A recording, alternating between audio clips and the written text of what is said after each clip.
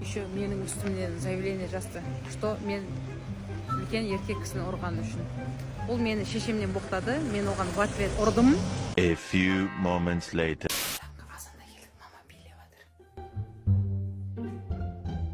Мама бірдеңе айтам, ұрыспаңыз, Бақма.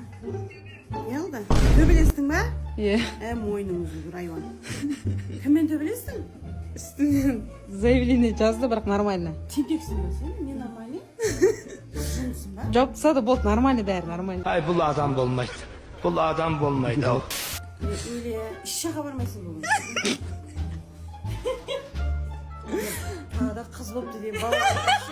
Küydür bolup basma bele bolup. La basın küyükten çıkmayısın. Kuş var arkadaşlar. Şöyle videoga kurar. Maksat bunday kızatır. Нежный вот здесь. Ой, ketdi.